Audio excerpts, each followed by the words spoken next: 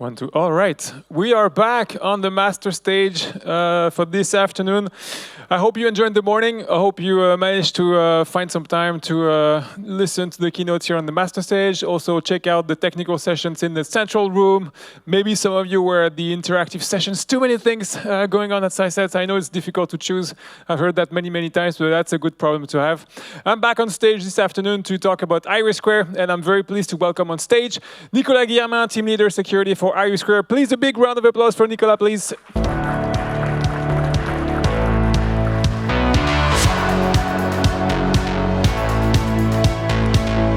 Welcome, Nicolas, to CYSAT 2025. You were here last year. How are you? Good? I'm fine. Still up and running. The program is still living, so we are very happy, and we, let's say, made a giant step this year. So we are very really appreciate to come back and to talk about it. Exactly. Every time I talk about IRIS2, about security, people tell me, you have to talk to Nicolas Guillermin. He's the security guy of IRIS2. So here you are. We're very pleased to have you for CYSAT 2025. The goal is to have a quick update about the program. You prepared a few slides that you would like to share with the audience. I suggest maybe if you want to stand up and use the podium, it's okay. Or you can do it here. Okay, let's do that. Okay, and then sit down for some questions and yes, answer. And it allows me to. Perfect. So I don't for those who are familiar with the program, I'm sorry you will not receive a lot of information in this slide. But for those who never didn't hear about IRIS2, so IRIS2 is the last born of the space program in the European Union, together with Galileo and Copernicus, which are famous, and with, let's say, small sister and brothers like EGNOS, SSA, GovSatcom, which was our first step on Satcom market. And then now we have IRIS2. So the objective, new flagship with a specific regulation as usual, with the objective to deploy a EU-owned satellite constellation for secure communication. The budget, you have it here, which is it's a PPP, which is the specific aspect of this of the implementation. So we expect private investments to concur to the overall billing. It has been implemented through a procurement of a concession contract, which has been awarded to 3 space operators in consortium in Europe, so namely Eutelsat, SES, and Hispasat. After 2 years of competitive award procedure, some of you were there. I see, I see some gentlemen that participate to that endeavor. It's been a race, I can tell you, and I'm very happy that we ended up with a positive conclusion with a signature last year in December. So this year I will be able to tell you a lot about IRIS2 compared to last year because I was stuck with this procedure. Now actually I'm a little bit more free to disclose what is specifically IRIS2. With regard to the vision, we are happy to have now partners that have implemented what has always been the vision from the European Commission, so a multi-orbital broadband global coverage. So we will have MEO, we will have LEO, we will have low LEO. Security by design, of course, for those who were there this morning, you discovered the Security Accreditation Board and Philippe Bertrand as the SAB chair. So we will pass in IRIS2 through the same process, which is a very demanding process, which pushed the bar of security very high. We are the program. We need to implement what has been expected, discussed with the member state for years now, but let's say in a way it is it's solution neutral. So there are plenty of solutions that can be used in IRIS2 that will have an opportunity to integrate the overall ecosystem of IRIS2 in security in particular, and which actually we expect to answer to our needs, to our requirements. One of the key aspects is the open standard and interoperability. It is mainly a 5G system. When I say 5G, I'm saying real 5G. with all the specification coming from the 3GPP, so allowing to have, let's say, easier access to the market of terminals. Innovation, plenty of room for SMEs, for startups, for new entrants, and some specific aspect. Unfortunately, I will not be able to talk to that because it's really not my file, but we have, let's say, we are at the cutting edge for environmental and space sustainability. It's, you know, one of the key aspects of the space policy in Europe. So we will be there on that matter.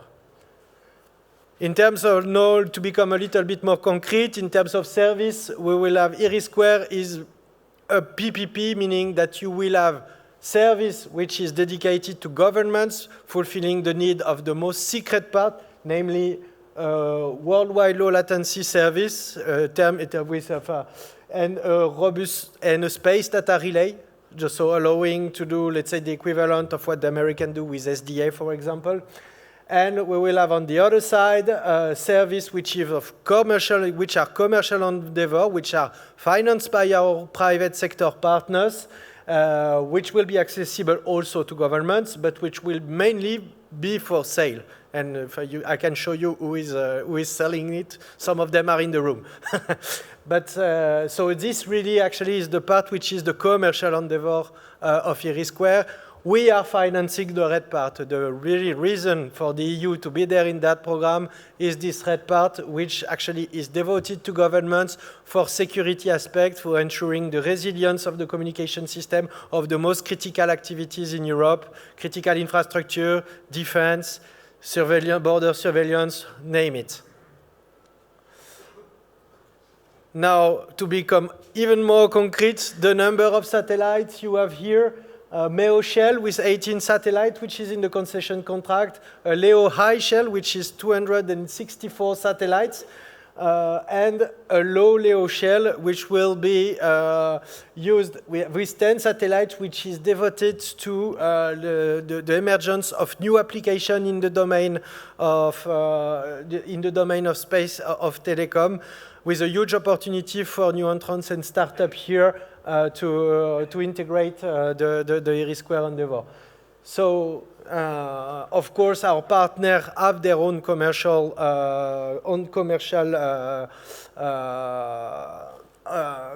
satellites that they will be able to build upon to extend it.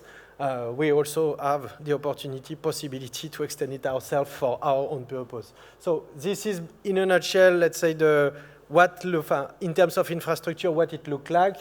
And now the planning. I think it's the most important part for you to know here. We have started this year and we are in the phase of design. It means that we are in the phase of consolidation of the supply chain. Means a lot of opportunity to integrate IRIS2 will come this year. Then afterwards, we will enter into a phase of development and validation towards the deployment, which will be around 2030 for what we call the IOC, meaning useful service, and FOC, meaning actually the constellation fully deployed. And then afterwards, we enter into service provision. Without forgetting GovSatcom, which follows its own path, and we hope that we will be able to open the service for governments also in a form of pooling and sharing of existing capacity this year. That's it. I think actually it covers where we are now. Thank you. Thanks a lot for the presentation. Please have a seat. I have a lot of questions for you, Nicolas. I hope you had a coffee at lunch break. All right, let's start with the security by design approach. Very happy to see that. Can you describe a bit the threat model that is applied to this constellation in a nutshell? So I can speak only about the red part that I showed because, as you understand, actually the blue part is really the endeavor of the commercial provider, and they have to decide the threat model. So basically, for the red part, I will tell you it's relatively easy. We are working to be able to withstand state-sponsored attack. It's obvious, but it's worth to remind. And for this, actually, we deploy, let's say, a lot of requirements. We have a lot of, let's say, specific requirements. But if I wanted to synthesize it, it goes into 3 pillars. The first one being we want to be autonomous. This is a program for European autonomy, implying that the supply chain under which we will work is subject to stringent selection criteria. We cannot enter into IRIS2 easily. We admit it's raised the cost, but we stand it. This is basically the logic which is behind that. We will do IRIS2 with European companies, for most of them under European control, up to the limit where we can. So this is really, let's say, one of the key pillars. The second pillar is accreditation. For those who were there this morning, I will not go too much into the details because you were presented this aspect this morning. What is accreditation? It's basically an heritage from the domain of the protection of classified information. This is the process to ensure that a system is fit for its purpose. So it implies transversal risk analysis throughout the program, requirements that demonstrate that you withstand this risk, and evidences that actually the requirements are fulfilled, including through audits permanently from the design phase up to the qualification and the operation phase, with in the end what we call the certificate, which is not easy to get, I must admit, but which will actually let's say demonstrate, which is absolutely necessary. It's by law, we need to have this. And the body that delivers this certificate is basically the 27 NSA put all together in the same room. So you can imagine that they are a little bit demanding. And finally, of course, the last pillar is technical requirement, because we cannot live without technical requirements adapted to the problem posed by IRIS2, which actually take stock of the best of what exists in Europe in a way. So we have in this requirement established and got from the different member states what works, what is good, what is, and let's say put in a melting pot together and adopted with the member states unanimously. Say, okay, if you manage to make a system that corresponds to this high level, it's still high level, but its requirements which are quite stringent, then actually you will have a system which is fit for purpose. So there is a little bit of a difference between the different services, as you said, between the red and the blue. So the red, that's the hardgov part. And does it compare in terms of security level to Galileo? Is that pretty much a similar? Yeah, of course, actually, if we are talking about a broadcasting system, Galileo for us, I'm telecom now, I must admit, before I was navigation, but for me, Galileo is a broadcasting system. Implying that with regard to a telecom system, which basically can, you speak with him and he receives and he sends the message, the security problem is not exactly the same.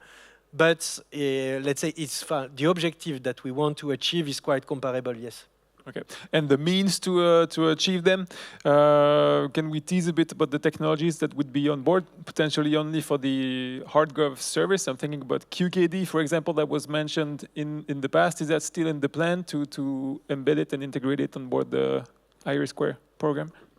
As I said, let's say we are opening the design phase, so I don't know exactly what technology will be used. We have, let's say, a problem to solve in a way, and we seek for the best technologies that will solve our problems. So, of course, we want state-of-art technology. You ask for the quantum, this is really a very specific case. If you go and have a look to the regulation, you will see that actually quantum is one of the technology which is foreseen, where we want actually also to create in near future a real service delivering quantum key to the citizens, to the governments, The definition of precisely what is the scope is not defined by the regulation, but let's say an ambition to create that. Unfortunately for IRIS2, here you see we have a program that needs to go quick. And this is the best we could get. And I tell you, actually, the negotiation was tough. And this is the best we could get.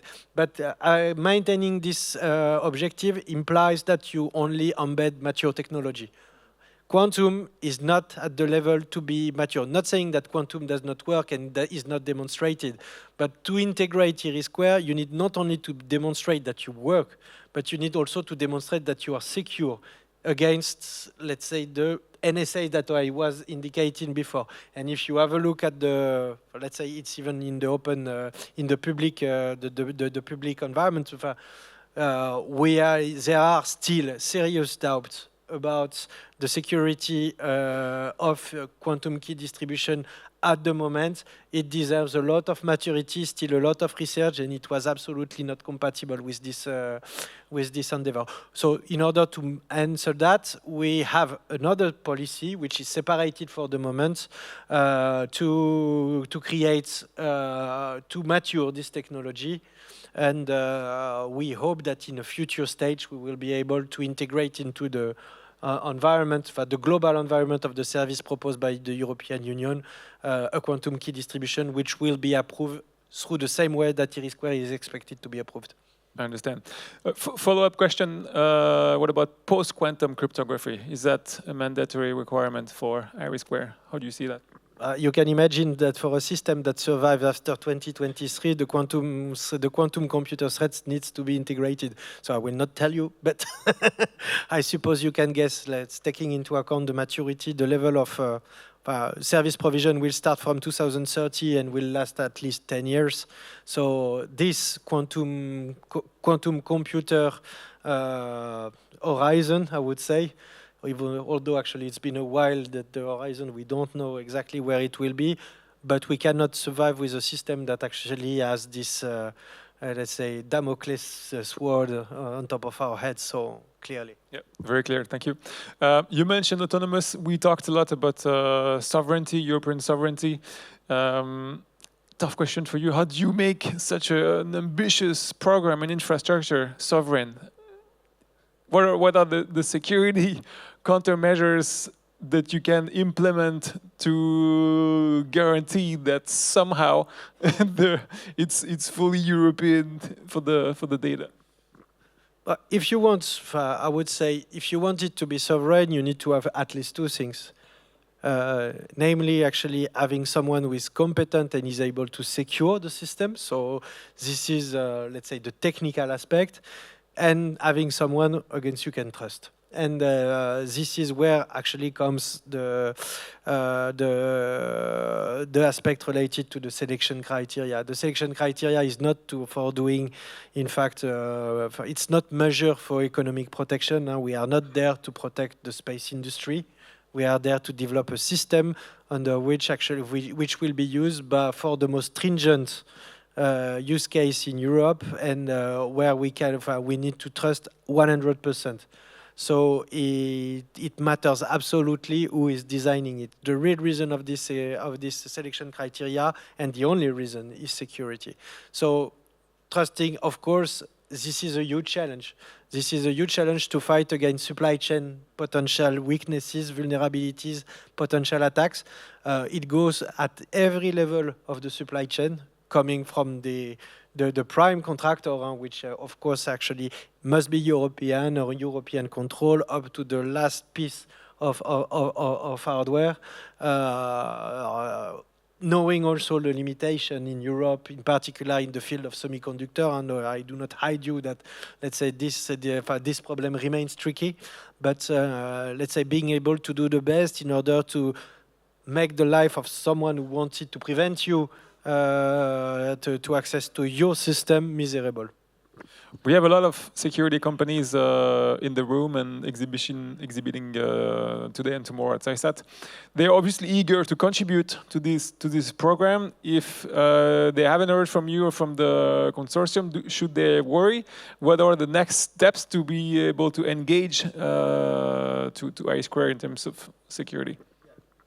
So I must reassure you, it's still time, and I would say the opportunities are opening, let's say, around this period, and so up until the end of the year. We are very eager to create opportunities for new entrants, for startups which have the best solution, which have cutting-edge solution. This is important. We are still, actually, we are at the level of, let's say, the public sector. So basically, we want also a system that works, and this is sometimes difficult.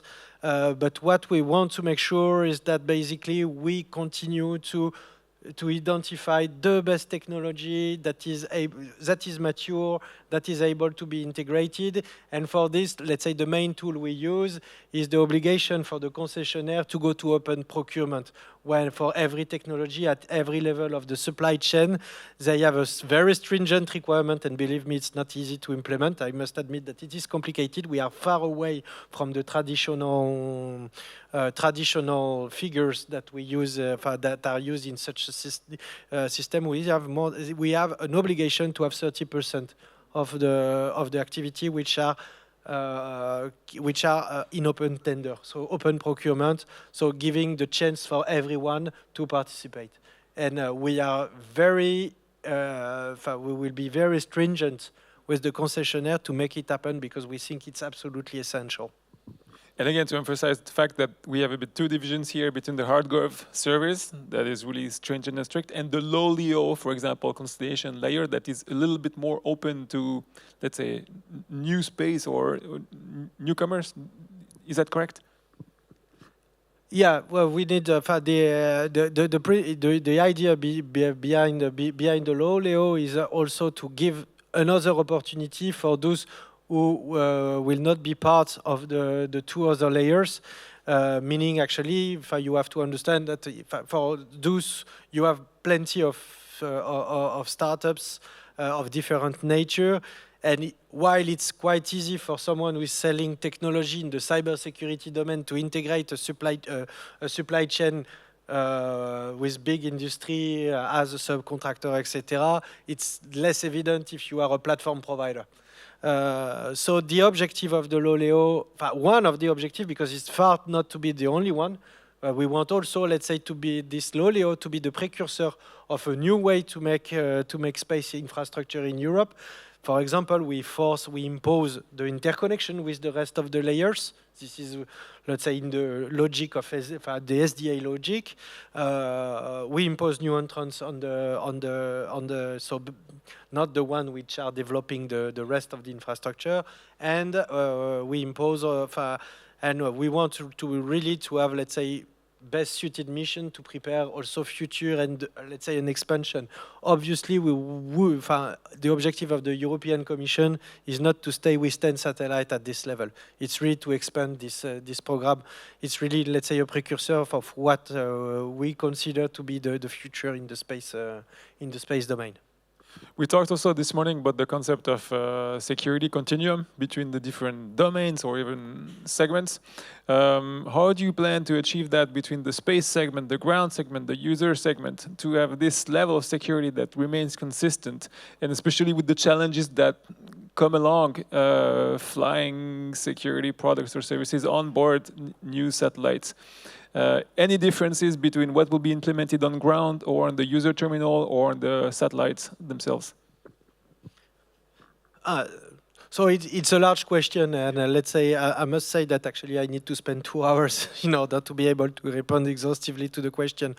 In fact, actually, space segment, ground segment, and user segment answer to different challenges, different objectives, which are quite different in the end. And so the allocation of the techniques that actually goes into the different area in the solution that we need to integrate is completely different. If I take, for example, the space segment, as you understand, we are talking about an infrastructure that is common to a commercial service under which we want to have the least control possible and allow our commercial provider to operate, let's say as much as possible as if it was his, but we need to preserve we need to preserve the hard governmental service.